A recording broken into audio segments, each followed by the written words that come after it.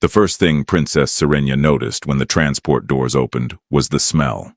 Not the clean metallic scent of a royal docking chamber, nor the artificial lavender pumped through palace corridors to convince visiting diplomats that civilization smelled pleasant. This was wet stone, burned vegetation, and something faintly rotten drifting through the cold evening air. Serenya remained seated for several seconds. "This is not the monastery," she said. The 4 royal guards standing around her did not answer. Beyond the open hatch stretched a valley so enormous that the distant cliffs were almost hidden behind violet mist. Black trees twisted from the ground like skeletal fingers, their leaves glowing faintly blue beneath a sky crowded with 2 pale moons. Somewhere far below, something released a roar so deep that the transport floor vibrated. Serenya slowly turned toward Commander Varric. The man avoided her eyes. "You were ordered to take me to Taloran's sanctuary." Varric removed the communication bracelet from her wrist. That frightened her more than the roar. Serenya stood. "Commander?" "I am sorry, Princess." The title sounded strangely final. 2 guards stepped backward into the transport. Serenya understood before anyone explained it. The accusations in court, the whispers after her father's death, the physicians declaring that she possessed none of the mental abilities expected from the royal bloodline, the advisors calling her weak when they thought she could not hear them.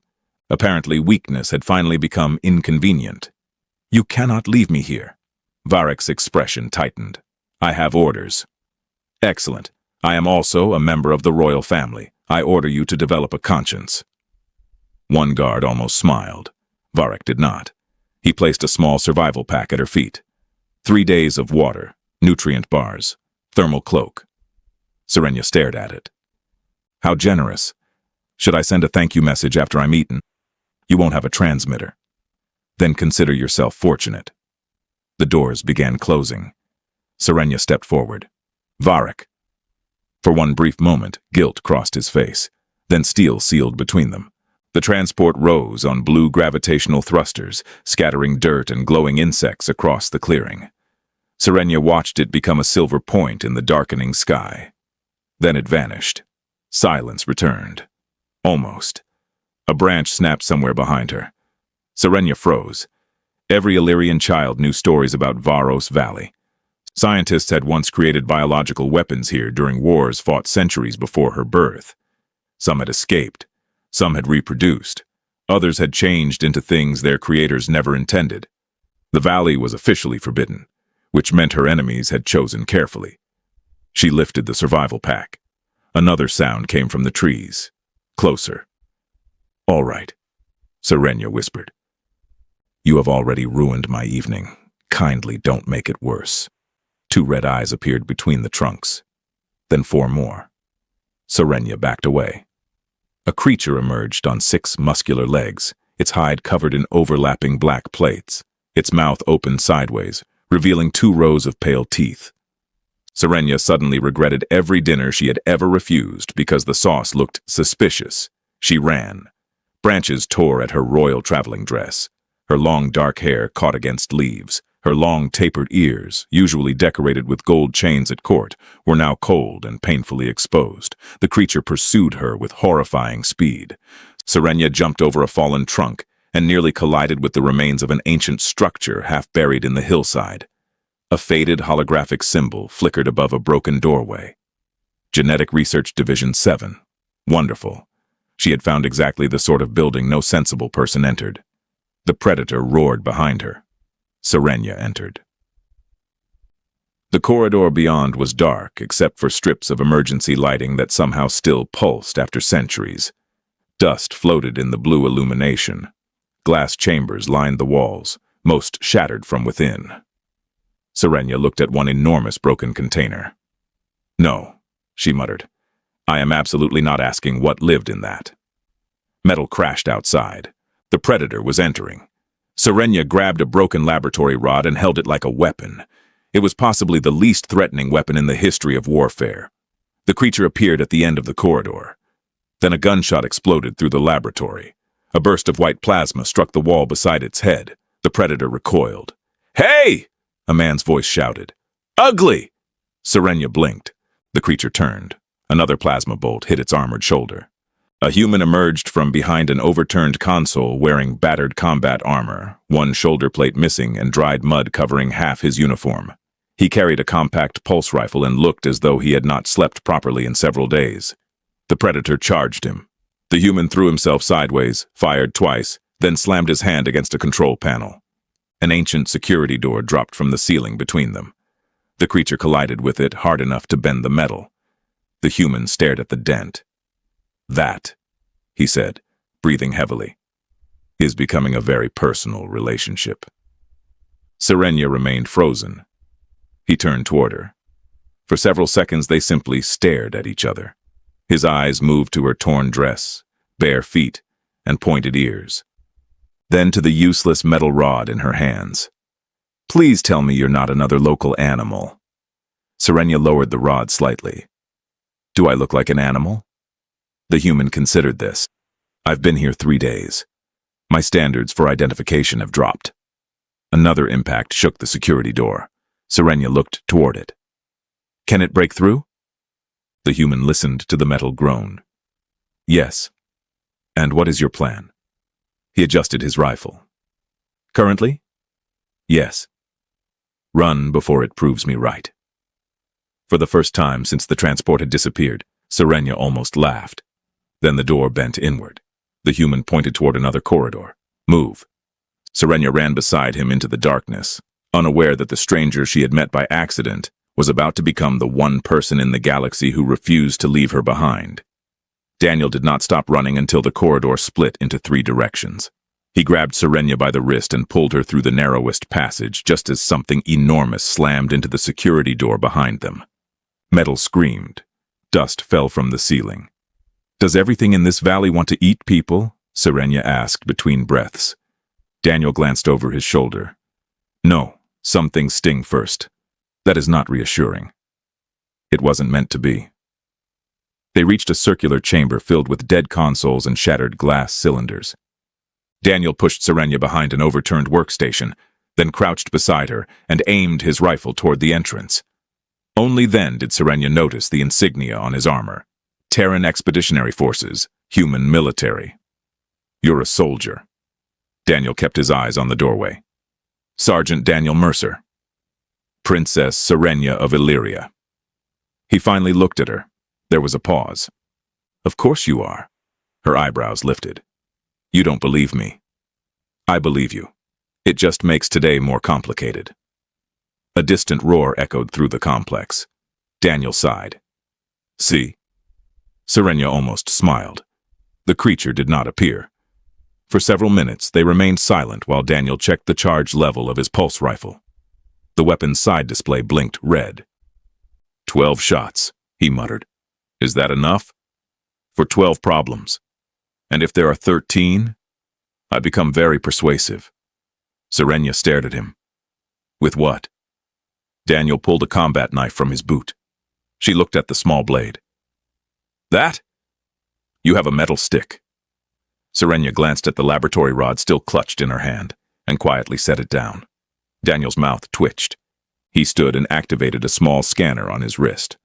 A holographic map appeared above it, flickering badly. "My shuttle crashed northeast of here 3 days ago. Electromagnetic storm fried the navigation system, transmitter, half the power cells, and something very expensive that my commander specifically told me not to break." "You are stranded?" "Temporarily inconvenienced. You've been trapped in a valley of monsters for 3 days." Daniel looked at her. "I'm trying to maintain morale." He opened his pack and handed her a silver water pouch.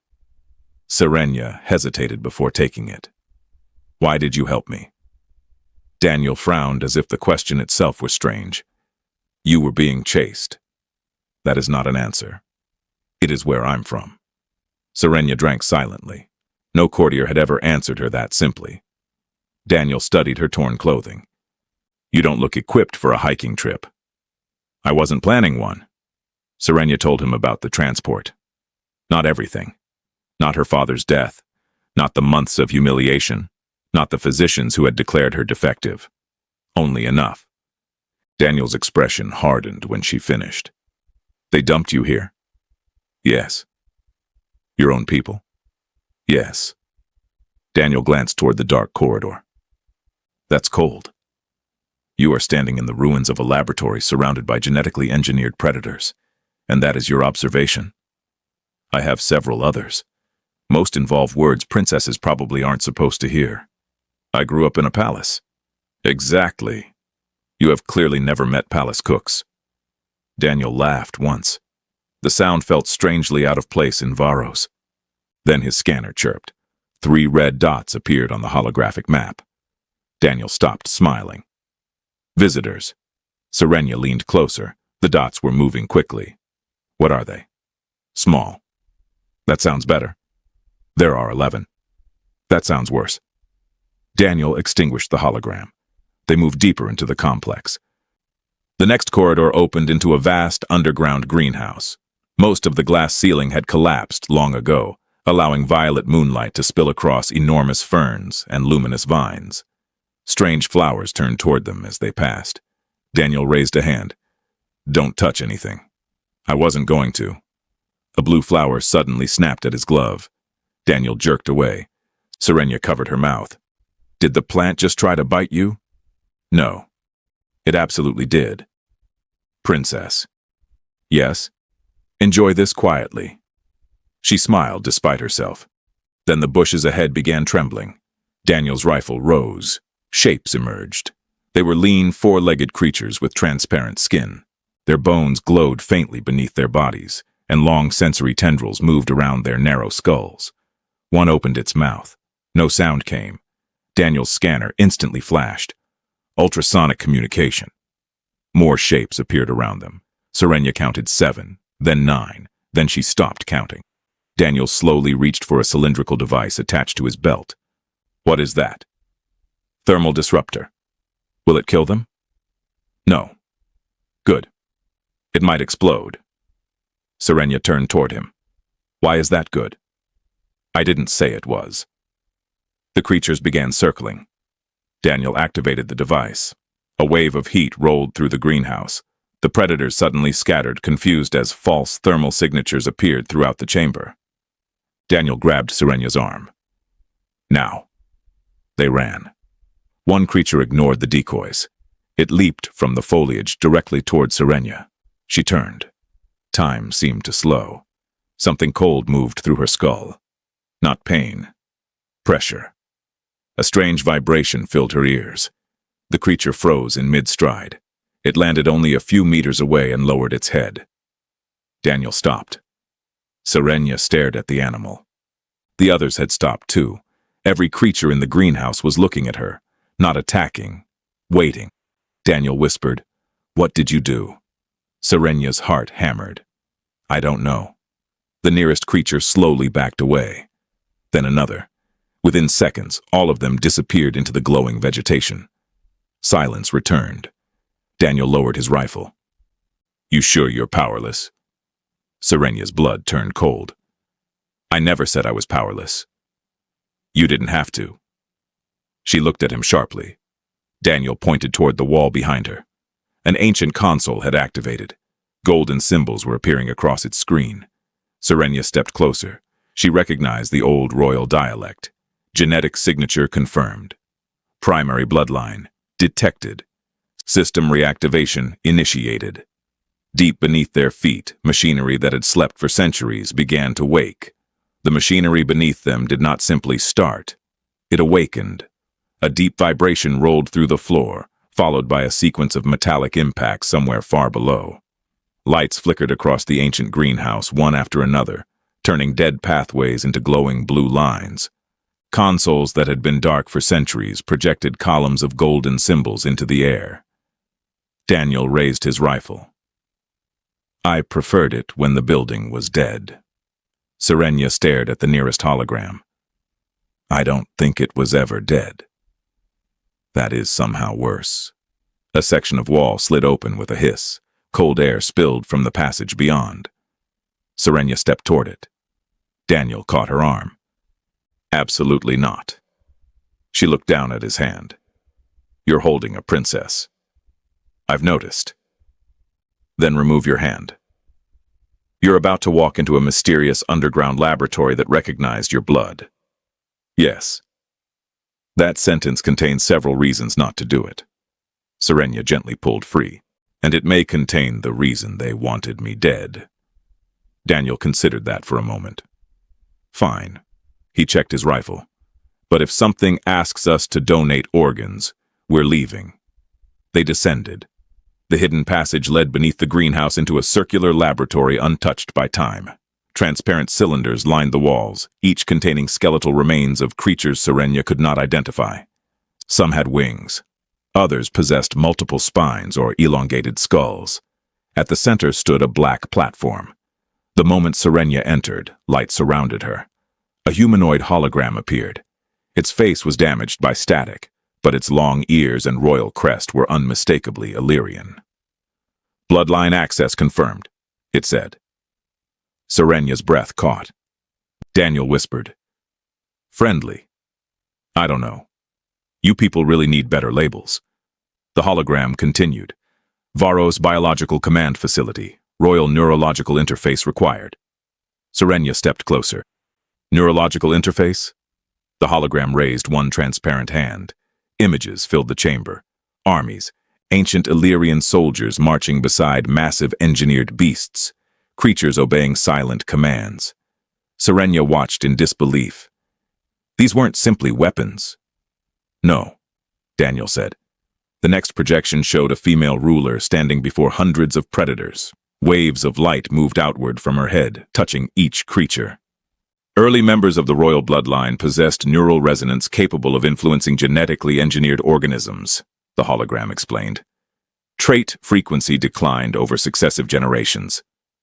Serenya's throat tightened. The palace physicians had tested her every year since childhood. No telepathy, no telekinesis, no ceremonial resonance. Nothing. She had been called defective so often that eventually she had begun believing it herself. Daniel looked at her. "You're thinking something. I spent my entire life being told I had no royal ability. Maybe they tested for the wrong one." Serenya approached the central platform. A scanner swept across her body. The chamber brightened. "Resonance strength, 97%. Daniel blinked. "Is that high?" The hologram answered immediately. "Highest recorded compatibility in 412 years. Daniel looked at Serenya. "I'll take that as yes." Serenya barely heard him. Something inside her shifted. Not pride, anger. Memories returned with uncomfortable clarity. Physicians whispering outside examination rooms. Advisors exchanging glances. Lord Valor insisting that her weakness threatened the stability of the throne. What if they had known? A console suddenly beeped. Daniel's wrist scanner reacted. Signal. He adjusted the frequency. A transmission emerged through static. "Recovery unit approaching Varos sector. Confirmation required. Subject Serenya presumed deceased. Search for survivors." Serenya's face softened. "They came back." Daniel did not answer. The transmission continued. "No witnesses are to leave the valley. Human military presence detected. Eliminate if necessary." Silence filled the chamber. Serenya slowly turned toward Daniel. He exhaled. "Well." Her voice became quiet. "They know you're here." "Yes. And now they're going to kill you because of me." Daniel switched off the receiver. "Technically, they were already trying to kill you. I'm just getting included in the customer loyalty program." "This isn't funny." "I know." His tone had changed. Serenya looked away. "You should leave." Daniel frowned. "My shuttle is broken. There may be another exit. The facility might have transport systems. And you?" "I will stay." "No." She looked at him. "No?" Daniel stepped closer. "You think I'm going to crawl out of this valley while armed men come down here to finish what they started? You don't owe me anything. That isn't the point. You could die. So could you. I am the reason they're coming." Daniel shook his head. "No. They're the reason they're coming." Serenya said nothing.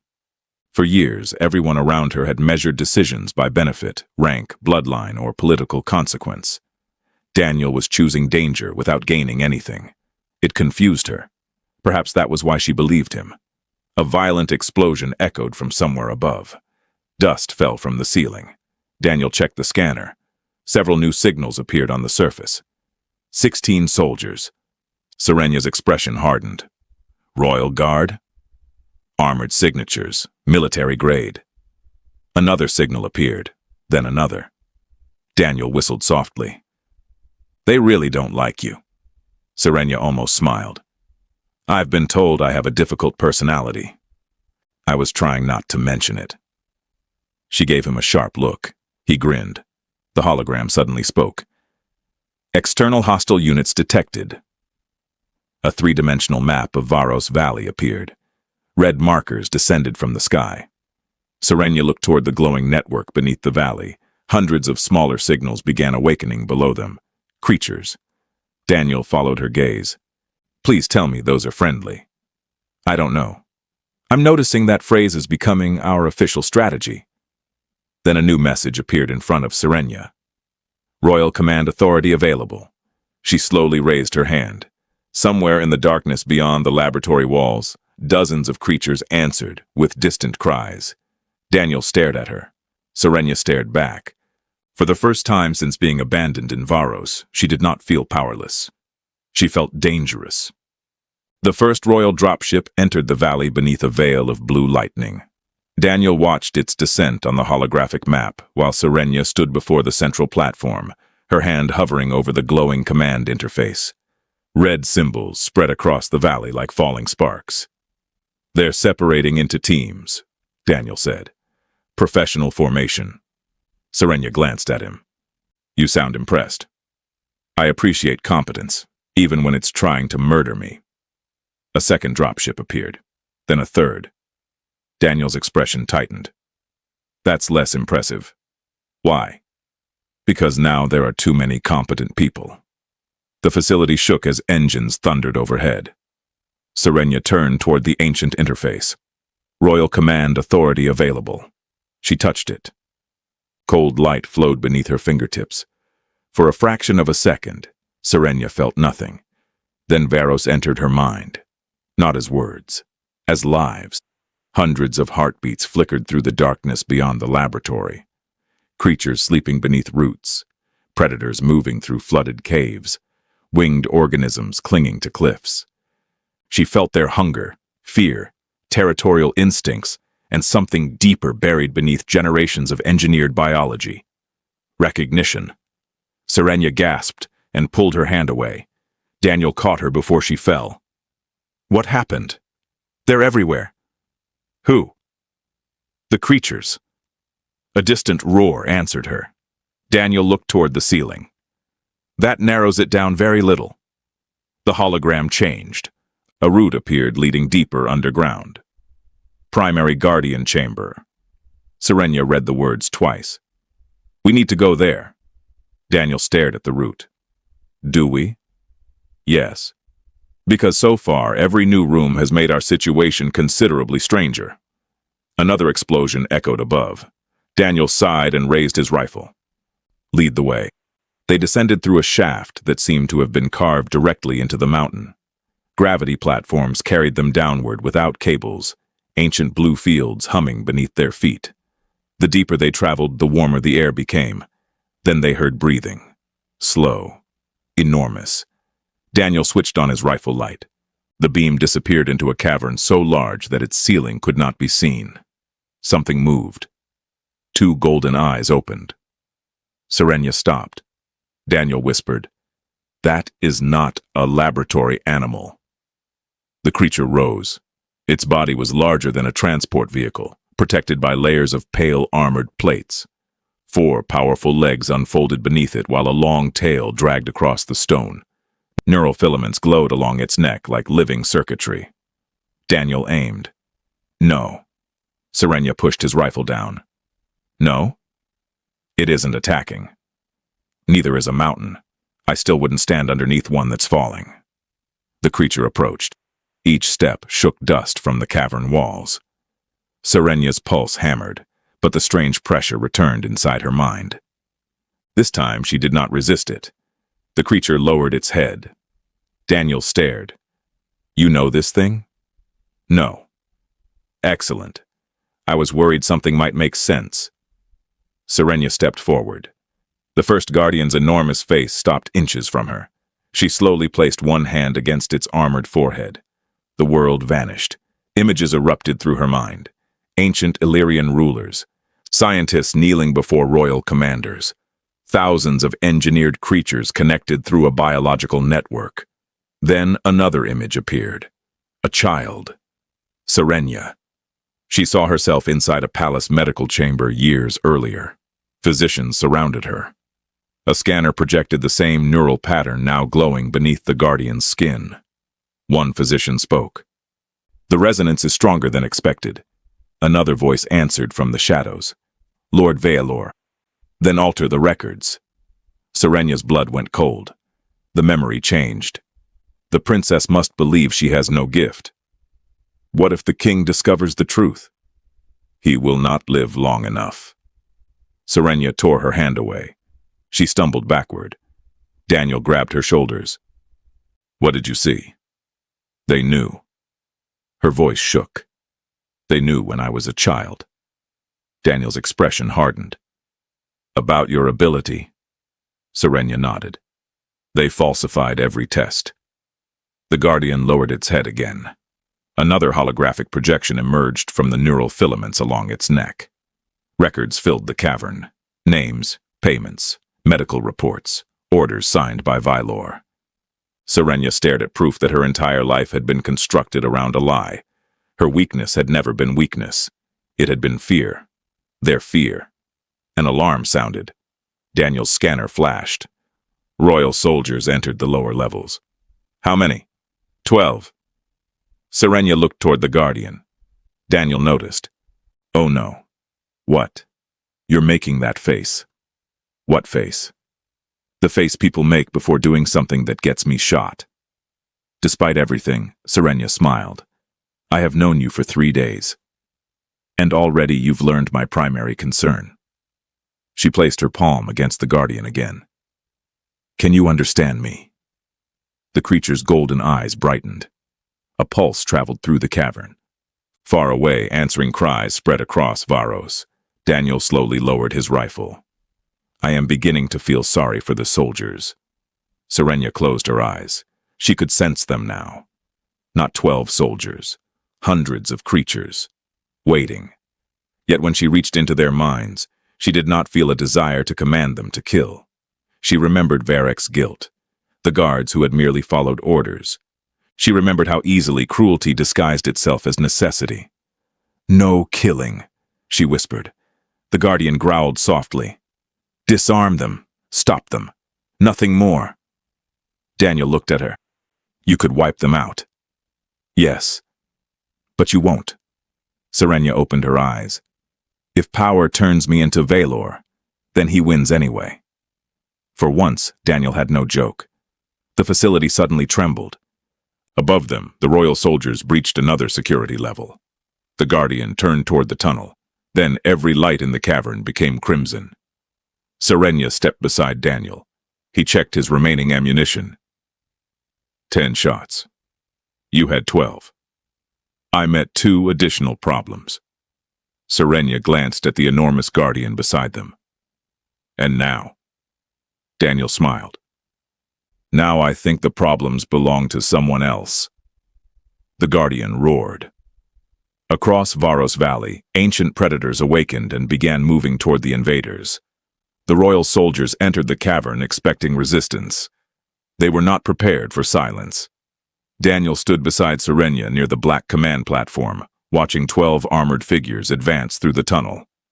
Their helmets reflected crimson emergency lights, and the barrels of their suppression rifles glowed with charged plasma. Behind Serenya, the first guardian waited without moving. That made it worse. The lead soldier stopped. "Princess Serenya." She recognized the voice. Captain Terran. He had once guarded the eastern palace wing. Serenya stepped forward. "You look disappointed." Terran's weapon remained raised. "You were declared dead." "I've had an inconvenient week." Daniel leaned toward her. "That is a very royal way of describing attempted murder." Terran's helmet turned toward him. The human. Daniel gave a small wave. I prefer Daniel, but apparently nobody received the introduction memo. Terran ignored him. Princess, come with us. Serenya almost laughed. Back to the palace? No. The answer was enough. Serenya's face hardened. Then you did not come to rescue me. Nobody moved. Terran finally lowered his rifle a few centimeters. I have orders. Serenya remembered Commander Varric saying the same thing before abandoning her. Everyone seems to. A new voice echoed through the cavern. And some orders preserve empires. The soldiers separated. Lord Valor walked between them. He wore no combat armor, only a dark ceremonial coat protected by a shimmering personal shield. His silver hair was perfectly arranged despite the journey into Varos. Daniel stared at him. You came to Monster Valley dressed for dinner. Valor looked at him with mild disgust. You must be Sergeant Mercer. Good. My reputation arrived before I did. Valor's attention returned to Serenya. You should have died quietly. Something cold settled inside her. You falsified my medical records. Yes, you arranged my father's death. Valor's expression barely changed. Serenya felt Daniel stiffen beside her. Valor walked closer. Your father was sentimental. He intended to reveal what you were. What I was. A genetic anomaly connected to weapons buried beneath this valley. The Guardian released a low growl. Several soldiers immediately raised their rifles. Serenya lifted one hand. The creature became silent. Valor's confidence flickered. Only for a second. You see, he said. This is why you could never be allowed to rule. Because I can control them? Because others would follow you. There it was. Not fear of monsters, fear of legitimacy. Valor looked toward Daniel. You have no place in this conflict, human. I noticed. A transport is waiting above the valley. Leave now and you will receive immunity, compensation, and safe passage to Terran territory. Daniel glanced at Serenya, then back at Valor. How much compensation? Serenya turned sharply. Daniel. What? I'm curious. Valor named a number. Daniel whistled. Serenya stared at him. You are not seriously considering this. Daniel scratched his jaw. No, but it's comforting to know I'm expensive. Valor's patience broke. You would reject that fortune for her. Daniel's expression changed. For someone you threw into a valley to be eaten? Yes. Then yes. The answer landed harder than a weapon. Serenya said nothing. Valor's mouth tightened. You misunderstand what happens if she returns. Half the Dominion will rally behind her. Governors will choose sides. Fleets will divide. Millions may die. Serenya felt the weight of those words. What if he's right? She whispered. Daniel looked at her. If you surrender, there may be no war. There may also be no you. If it prevents, no. His voice was quiet but firm. Serenya faced him. Daniel stepped closer. People who murder kings and abandon princesses in monster valleys don't suddenly become peaceful because they get what they want. Valor smiled faintly. A soldier giving political advice. Daniel shrugged. I also repair engines badly. Serenya almost laughed. That tiny moment of absurdity cleared something in her mind. Valor had always used fear. Fear of instability. Fear of difference. Fear of her. She turned toward him. No. Valor's eyes narrowed. Serenya raised her hand. Every neural filament along the Guardian's body ignited. The cavern shook. Movement filled the surrounding tunnels. Hundreds of creatures approached. The soldiers panicked. Defensive formation! No killing, Serenya said. The command traveled through the biological network. The first creatures entered. Transparent hunters moved along the walls. Armored beasts blocked the exits. Winged organisms descended from the darkness above. The soldiers fired. Their plasma bolts struck stone and empty air. Then everything happened at once. A six-legged predator knocked one rifle away. Another creature wrapped its tail around a soldier's legs and deposited him upside down against the wall. Daniel stared. I think that one understood no killing very creatively. Within minutes, the royal unit was disarmed. Valor remained protected inside his shield. You think this proves you deserve the throne? No. Serenya walked toward the central console. It proves you were afraid I might. She placed both hands on the interface. Ancient systems awakened across Varos. Daniel understood immediately. The transmitter. Serenya nodded. The facility linked to dormant orbital relays. Valor's face changed. Stop her! Nobody could. Daniel connected his military recorder to the console. Valor's earlier words appeared as an audio file. His confession, the research records, the forged medical examinations, the assassination orders, everything. Daniel looked at Serenya. Ready? She breathed once. Send it. A column of golden light erupted from the facility and pierced the sky.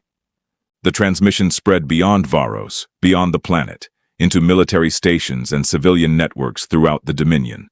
Valor watched his empire of secrets disappear in seconds. Daniel checked the console. Transmission confirmed. Serenya looked at Valor. For years, you told everyone I had no voice. Outside, ships were already changing course toward Varos. She stepped closer to him. So I decided to borrow the entire galaxy. 3 months after Varos, Serenya stood beneath the highest dome of the Illyrian palace and listened to 10,000 voices speak her name. The sound did not frighten her anymore. Once, she had measured herself by what others believed she lacked. No psychic gift, no political strength, no worthiness for the throne. Now the ceremonial crown rested above her long dark hair, its silver arcs glowing softly against her tapered ears as ancient neural crystals recognized her bloodline. The same bloodline men like Valor had tried to erase. The High Chancellor stepped back. Long live Queen Serenya. The chamber erupted. Serenya looked across the gathered governors, military commanders, scientists, and foreign representatives. Then she found Daniel. He stood near the rear in a freshly issued Terran dress uniform, looking deeply uncomfortable. She almost smiled during the coronation. Almost. Later, when the ceremony finally ended, Daniel found her on a private balcony overlooking the capital. Thousands of anti-gravity vehicles moved between crystalline towers below. Orbital elevators glowed like thin lines reaching into the evening sky, while celebratory drones painted enormous patterns of light above the city. Daniel leaned against the railing. So, Serenya glanced at him. So? You're a queen. I noticed. I wasn't sure. There was a crown, several thousand people shouting, and a man carrying a stick with jewels on it. I had theories. Serenya laughed. Months earlier, she would have considered such behavior disrespectful. Now, she found it comforting. Much had changed since Varos. Valor had survived to stand trial. The transmission from the valley had exposed not only his confession, but years of hidden payments, assassinations, forged medical records, and manipulated military appointments. Captain Terran and several guards testified against him after Serenya refused to have them executed. Commander Varric had surrendered voluntarily. Serenya had pardoned him. Not because she had forgotten what he did, because she understood fear better now. You still think I was too merciful, she said. Daniel shrugged. I think mercy and stupidity occasionally wear similar hats. That sounds philosophical. I've been around politicians for 3 months.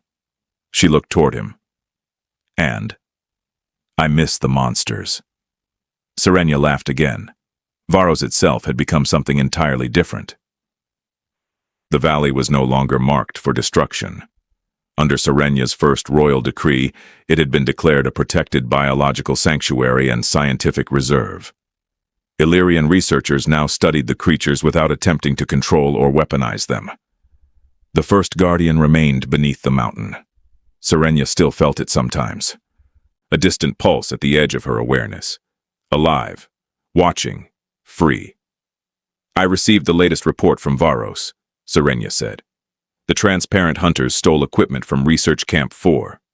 Daniel nodded seriously. Good. Good. Scientists need humility. They stole an atmospheric analyzer.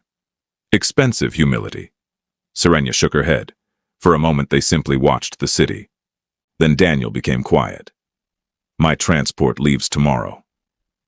She had known. Of course she had known. The Terran government had requested his return after the investigation concluded.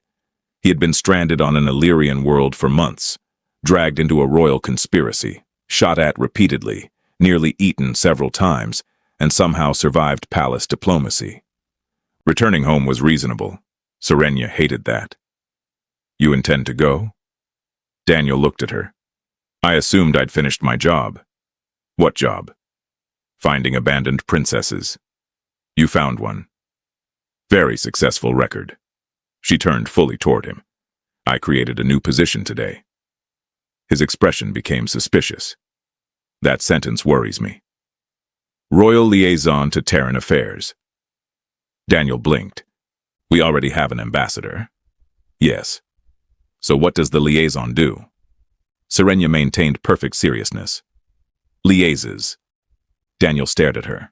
You invented a job. I am the queen. You absolutely invented a job. The salary is excellent. How excellent? She named the number. Daniel whistled. Valor offered more. Serenya narrowed her eyes. He smiled. But his benefits were terrible. For several seconds, neither spoke. Then Daniel's expression softened. You really want me to stay? Serenya looked back toward the city. She could have answered as a queen. She could have spoken about diplomatic necessity, Terran relations, military cooperation, or shared research. Instead, she answered as the woman who had once stood barefoot in a forbidden valley believing everyone had abandoned her. Yes. Daniel nodded. Then I'll stay. Simple. Just like the first time. No negotiation. No calculation. Serenya felt something inside her finally settle. You know, she said, when I first saw you in that laboratory, I thought you were reckless, rude, improperly dressed, and possibly insane. Daniel considered this. Have your views changed? Yes. He waited. You were also lost. Daniel sighed. There it is. She smiled. Below them, the city bells began ringing. Across the galaxy, governments were already adjusting to Serenya's rule. Old alliances were being renegotiated. Military laboratories connected to Valor had been dismantled. Genetic weapon programs were being converted into medical research divisions. Change would not happen quickly. Serenya understood that now. Real strength was not a sudden burst of power. It was choosing what to do after surviving. She placed her hands on the balcony railing. They left me in Varos because they believed nobody would find me. Daniel looked toward the horizon. To be fair, I wasn't looking for you. I know. I was extremely lost. Painfully lost. My navigation system failed. Your sense of direction failed before the navigation system. Daniel frowned. That remains unproven. Serenya looked at him. The human soldier who had entered Varos by accident had become the first person to stand beside her by choice. Perhaps that mattered more. A royal communication drone appeared behind them. Your Majesty, it announced, the Council requests your presence. Daniel groaned. The monsters never scheduled meetings. Serenya stepped toward the doors. No, they simply tried to eat you. I respected their honesty. She stopped and looked back at the city one final time.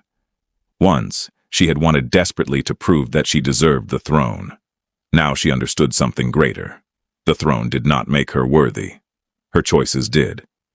Serenya extended a hand toward Daniel. Come. He looked at it. Is this another dangerous royal decision? Almost certainly. Daniel took her hand. Fine. But if anyone tries to abandon us in another monster valley, I'm charging overtime.